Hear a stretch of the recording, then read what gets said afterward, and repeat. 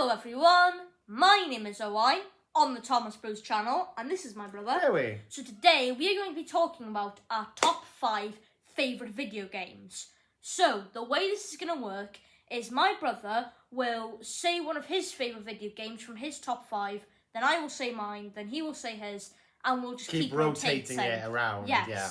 And we'll be giving a brief summary of each game, and as we explain why we like it. Yes, and in our later date, we'll probably do like a video of each game between us for more depth on why we like that game. So you're starting first. Oh, right, okay. So my first game, might as well start from the beginning. The game that actually got me in no particular order, by the way. In no particular order. I know, but it kind of feels right to say this is my first game because it's actually the one that actually got me into gaming. And that is Crash Bandicoot. And if I'm going to be specific, it's probably going to have to be Crash Bandicoot 3. But the story really goes more that the reason it got me into gaming, which funny enough, my granddad got a PlayStation 1 and it wasn't actually intended for me. It was intended for our mother. Yes. And, the first game that came out with that, one of the first games that came out with it was Crash Bandicoot. And she tried her hand at it, realised it wasn't for her, and then thought, what was a good idea to give it to me and see if I had a fair shot at it. And I remember playing Insanity Beach on the very first game, and then I was hooked. Then I played that game, the second, and then the third one, which was brilliant because you have like things like the Wumpa Bazooka and stuff, the running shoes, time relics, loads of characters, which I loved. And, I just really loved Crash Bandicoot, and it got me into gaming. It's how it started off. I would agree. Crash Bandicoot is very good. Oh, thank you. So, I'm probably going to have to go with, for my pick up in my top 5, Astrobot. So obviously we both played this, we've done a review on it, and it was very good. The whole thing of like collecting PlayStation mascots throughout the years and trying to figure out who was who and all that, and their designs, that was really fun. The little story they told without anyone actually speaking was also pretty cool. And the gameplay felt really cool. It actually was really weird using the controller with all the vibrations. It was felt weird. Yeah. But it also was really good. The levels are stunning. Not as much as something like God of War or something like that, but they were still very good. Very good and very stunning. The whole just idea and all the level designs and worlds, those were really cool, and getting to rebuild the PlayStation 5 and seeing the crash site world slowly, I guess, kind of come to life. That was very good. So I really enjoyed playing Astrobot, and that's why it snuck up into my top 5 favourite games. Yeah, I would agree, because Astrobot is a really fantastic game, and we both enjoyed that together. Yes. So my second game would actually have to be God of War. Now, if I'm being specific, it would have to be God of War 2018. So I never played any of the Greek ones. I actually started, in terms of the whole franchise, I actually got into 2018 as a complete noob. In terms of its lore and how it starts off with, because 2018 in a way is a brand new story. It's Kratos' journey from Greek to Norse, but because I loved that game so much and I played it so many times now, I've gone back several save files and played through it all several times, that I actually did the research on his past into Greek. Zeus, his father, the whole battle with Ares and the Furies and stuff like that. It was actually insane how bad he had it there. And then, you think about then where he's come from and where he is now. He's gone from Greek to Norse. It's this is a person you don't want to mess with. And what did the Norse gods decide to do? Mess with him. It's wow, okay, your funeral. No, I just love his whole arc, and God of War 2018, I loved it because it's not just looking back on his past with Greek, it's just a bold move with 2018 because it was a risk of the story just jumping from Greek to Norse without much explanation, but it was a brand new fresh start for a new family like Atreus, and I really loved the game, and the gameplay was fantastic, and I love the Leviathan Axe gameplay in there as well to throw in and coming back. So that has made it in my top 5. So what would your number 2 game be? Okay, I would probably have to go with a complete change in genre, and that is Animal Crossing. Ooh. Now, I really enjoyed Animal Crossing because at the time it was lockdown, it was COVID, there was nothing really to do, and Animal Crossing was like, it was one of those like really kind of comfort games that you could just get down and like chill, and like meeting all of your villagers and stuff, that was really cool. The music, mainly in the early days, with that kind of thing, that I really liked the music there. But my favourite part was probably just how creative you could be. Like, I know Dragon Quest kind of did a similar thing, but I feel like with Animal Crossing, it kind of feels like you almost get to do all the creative stuff pretty much from the off. Like, if you play the game a few days in a row, then you'll pretty much finish the story, whilst with Dragon Quest, depending on what kind of gamer you are, it could take you up to like a couple of weeks before you actually get into sink your teeth into what the game actually is, which is creativity. So that's why Animal Crossing has snuck its way up here, because of all the creativity you can get in the game with designing stuff and changing your island and building a little kind of community. So Yeah. yeah. It's quite a calming game, isn't it? Yes.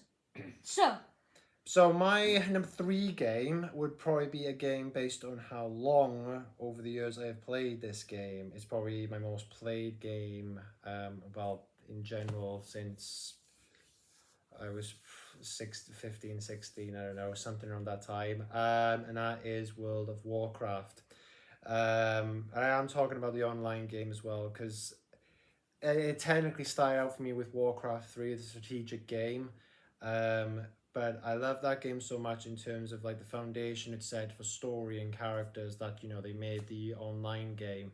And the people I've met over the years playing that, especially between Classic and I think Wrath of the Lich King expansions, if those those were like some of the best times in World of Warcraft, especially for me. And like the exploration of the game. And to be honest, this was one of probably my first ever like online exploration game, I think. And like the world, I was so mesmerized by the world. Like, every time you go around a corner or go into a building or kill a creature or something like that, and you're just leveling up through the world, and you're with friends battling your way through the forests of Elwyn if you're a human, or whatever character you choose to be. But yeah, I loved the game back then, definitely. I don't play it anymore, at least for now. I haven't had really a cause to go back to it at the moment. But, I do want the game to be, successful. It's gone on now for God knows how many years now. I think it had an anniversary, I think, last year. I think maybe like 20th anniversary or something like that. But, I really love the game, and it's definitely my most played game of all time, and that is why it's in my top 3. So, top 5. That was my 3rd game. So your number 3 game. okay, so I'll probably go with Game Builder Garage. Okay. So much like the previous game, it is very creative, which is why I picked it. And well, the reason why I really kind of chose it was because it is probably my definition of just creativity, aside from Minecraft. Because the whole idea of this game is that you are building games with very simple mechanics. It's like a simplified, an extremely simplified version of Dreams. And okay, sure, you can't really, beyond just choosing what kind of colour you want to make your character, you can't really, or size, you can't really design them, at least, well, I couldn't really design them without them not looking how I would have wanted them to look. Yeah. Because you have to do like the whole thing of drawing them. But the actual design, the levels and stuff, it is very fun and it's very good. It is a bit limited, but most of these kind of games are. I mean, you can't have endless creativity and not have any limit. I think Minecraft is probably the only one where that's an exception. Yeah. So I really enjoyed like making games. Like I made a Crash game. I made a. It's like the power of Spider-Man imagination, really, isn't Yeah. it? As far as I know, you couldn't skip the tutorials because there were like 5 games you had to make. And I mean, you could just make your own, but I just wanted to get to making the platformer game. But that was the last one. And I can skip any of the other tutorial games. So I had to go through making all the other games that I didn't really want to make to get to the one to know how I make the game that I really wanted to make. So, yeah, that's why it's in my top 3. Or top 5. Sorry. Yeah, interesting. You? Okay. So my number 4 pick would have to be The Witcher. And specifically The Witcher 3. Because sort of like God of War, actually, it was where I started off with the Witcher franchise, and that came out, I think, about 2014, 2015. I think it's 2014 it came out in. And yeah, so Witcher is up there because I love the story and the choices that you get to make in the game that impact consequences or for things later on, you know. So you could make a decision to, you know, help this person out or deceive this person or kill this person, and the choices that you make there will impact you for either good or for worse later on. And it was interesting to see because you could have multiple playthroughs with multiple different endings and different outcomes between characters that you've had, you know, relationships with or you've decided to, you know, go against. I kind of like that. The game was quite massive. I loved the combat. They had 2 expansions with them as well, Heart of Stone and Blood and Wine, I think might have been the other one. That was good. I loved that because it had like a whole vampire thing to it. I thought that was fantastic. You had like different builds that you could have. You could have like a strength, you know, so it's like sword fighting, stuff like that. Alchemy build, which is like you crafting potions and stuff like that, and tonics can make you immune to creatures or make you strong against them. You can even oil your weapons for different types of monsters. And like a magic-y build, which you can use like your signs, which is what a witcher uses to combat creatures or people with their types of magic. But no, I love the lore of Witcher as well. I loved the lands of it. They were really beautifully done. The music was fantastic as well, and the portrayal of the villains I thought was really great as well, and the storytelling was fantastic. So that is why it's in my top 5. So what would your number 4 game be? Okay, I will probably have to go with Marvel Spider-Man 2. Okay. So obviously we also both played this game, and I really enjoyed it. I loved the kind of combat, like the gameplay of it. I thought it was really fun, swinging throughout the city, and all the characters as well. I really loved, especially like I think the 2 standouts of this game in terms of like the actual characters and performance was Yuri Lowenthal as Spider-Man, and I can't remember, I don't know the actor's name, but the actor that played Kraven.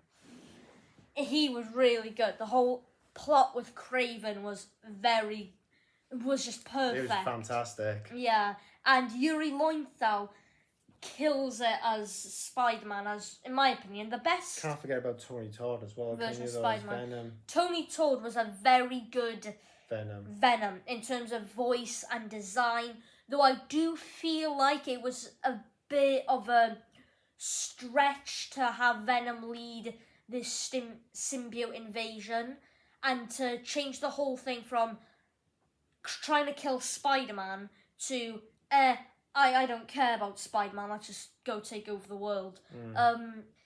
I wanted it to be a bit more with that ending, a bit more catered towards the personal relationship between Harry, Peter and the symbiote, but there's no denying the performance Tony Todd made as Venom. Yeah, it's such a shame he's passed away as well. He was an incredible Yeah. actor and voice actor as well. He will Yeah. be missed, but he did a fantastic job as Venom. He did, yeah. And then the side missions were also very cool, especially the one with Cletus Cassidy and the Yeah, flame, and then the whole thing of helping out, because like with Miles, a lot of the side missions were helping like his community with the school, and they definitely improved the MJ missions. And speaking of Miles, his whole revenge story with Martin Lee was very good as well, yeah. and the symbiote and all that. But definitely the standout was Yuri Lowenthal. So it's definitely up there. Okay.